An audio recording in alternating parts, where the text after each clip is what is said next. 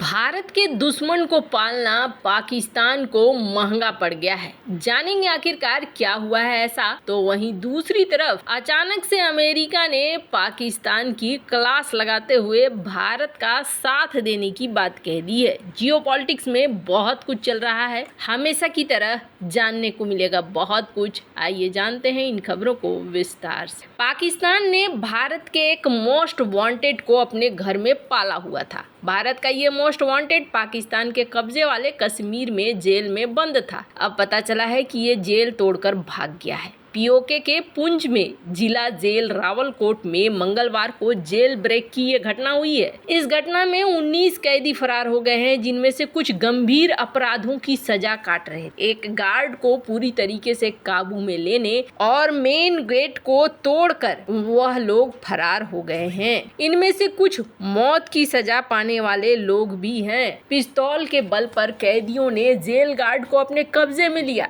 घटना करीब दोपहर 2:30 बजे की है। जिन कैदियों ने भागने का प्लान बनाया था वो मुख्य द्वार के गार्ड पर हावी हो गए। पुलिस ने बयान में कहा कि उनके प्रयास सीमित थे, जिसके परिणाम स्वरूप गोलीबारी हुई है। इसमें एक कैदी की मौत हो गई, जिसकी पहचान खय्याम सईद के रूप में हुई थी। सईद 5 साल की सजा काट रहा था। भागने वाले में मौत की सजा पाए 6 कैदी भी शामिल हैं। इनका नाम साकिब मजीद, उस्मान इकरार, समीर आजम, अमीर अब्दुल्लाह, फैजल हमीद और नजीर यासीन है। भागने वाले अन्य कैदी नौमान आसिफ, आसिफ दिलबर, सकलैन सरफराज को 20 साल की सजा और मुकर्रम फैसल, साजिद नजीर, सोहेल रशीद को 10 साल की सजा हुई थी। गाजी शहजाद, फैजान अजीज, ओसामा मुर्तजा, उमाम मुस्तफ़ा, मोहम्मद सबीर पर मुकदमा चल रहा था। एक अन्य कैदी हैबतुल्लाह भी लॉकअप में था। पाकिस्तानी न्यूज आउटलेट आज ने सूत्रों के हवाले से बताया है कि गाजी शहजाद एक प्रतिबंधित संगठन का सदस्य है और भारत की ओर से वांटेड घोषित है। माना जा रहा है कि यही जेल तोड़ने का मास्टरमाइंड है।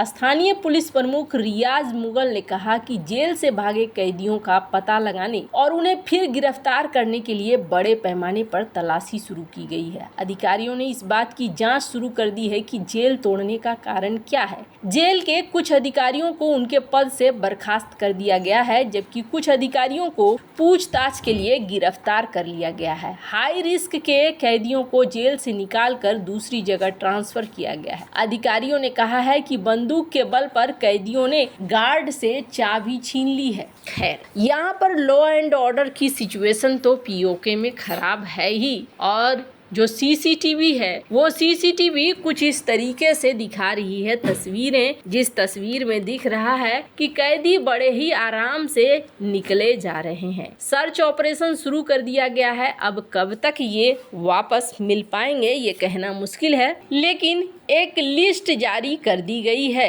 अभी तक तलाशने का काम जारी है।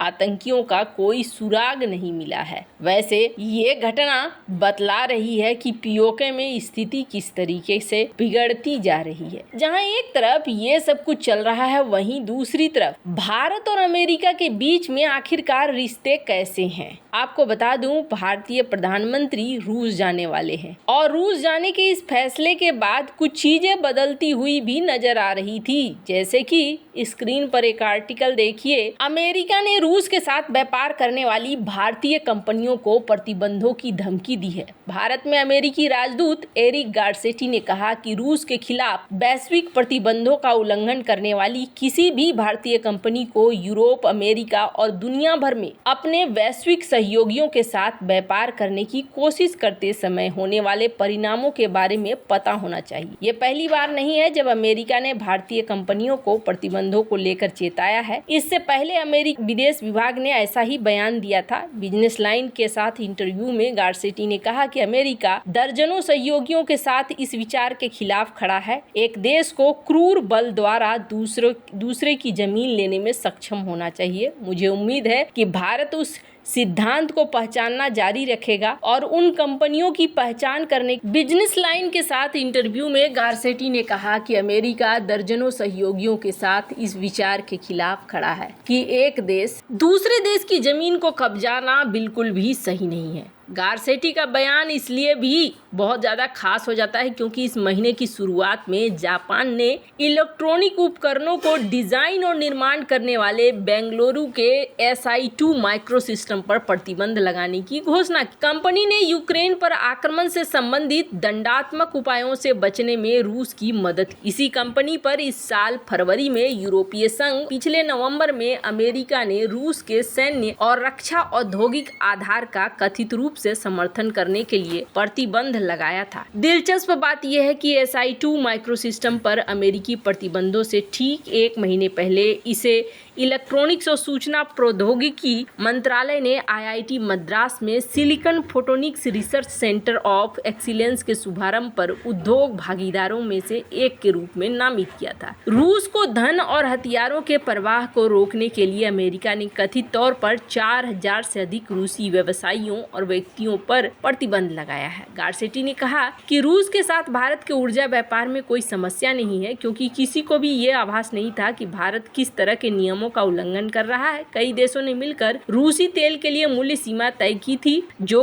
मॉस्को की कमाई को सीमित रखेगी। भारत इसके परिवर्तन का ध्यान रख रहा था। उन्होंने कहा, तेल एक महत्वपूर्ण वस्तु है जिस पर अमेरिका प्रतिबंध लगाना नहीं चाहता है क्योंकि इससे सभी की लागत बढ़ जाएगी। गारसेटी ने कहा कि ऐसा कहने के बाद मुझे नहीं लगता है कि मुझे अपने भारतीय मित्रों को याद दिलाना होगा कि हमारे अंतर्राष्ट्रीय संबंधों में सबसे पवित्र चीज हमारी सीमा है। हमें यह सुनिश्चित करने के लिए मिलकर काम करने की जरूरत है। रूसी युद्ध मशीन हमेशा के लिए जारी ना रहे। खैर, अब एक तरफ जहां ये सारा सीन देखने को मिल रहा है तो वहीं दूसरी तरफ अचानक से इसी मौके का फायदा उठाते हुए पाकिस्तान के पत्रकार ने भी सवाल कर दिया कि भारत और पाकिस्तान के साथ अमेरिका के संबंध कहां है, क्योंकि भारत ने हमेशा इस बात पर जोर दिया है कि पाकिस्तान के साथ आतंकवाद और बातचीत साथ नहीं चल सकती है। सोमवार को मीडिया ब्रीफिंग को संबोधित करते हुए अमेरिकी अधिकारी एक सवाल का जवाब दे रहे थे कि भारत, पाकिस्तान और अमेरिका के त्रिकोणीय संबंधों में उनका देश कहां खड़ा है। रिपोर्टर ने कहा कि पीएम मोदी अपने दूसरे कार्यकाल के दौरान भी कहते रहे हैं कि भारत पाकिस्तान से अच्छे संबंध चाहता है, लेकिन उन्होंने कहा है कि आतंकवाद और बातचीत साथ साथ नहीं चल सकते हैं। पटेल ने इसके जवाब में कहा कि हम उम्मीद करेंगे कि दुनिया का कोई भी देश कहीं भी आतंकवाद की निंदा करे। उन्होंने आगे कहा कि अमेरिका हर उस देश का स्वागत करता है जो अपने पड़ोसियों के साथ पॉजिटिव संबंध बनाता है। उन्होंने कहा, लेकिन अंत में ये भारत और पाकिस्तान के बीच निर्भर करेगा। बेशक हम अपने पड़ोसियों के साथ अधिक पॉजिटिव संबंध बनाने वाले किसी भी देश का स्वागत करते। पटेल ने इस बात पर जोर दिया कि भारत एक ऐसा देश है जिसके साथ अमेरिका कई प्रमुख क्षेत्रों में संबंधों को गहरा कर रहा है।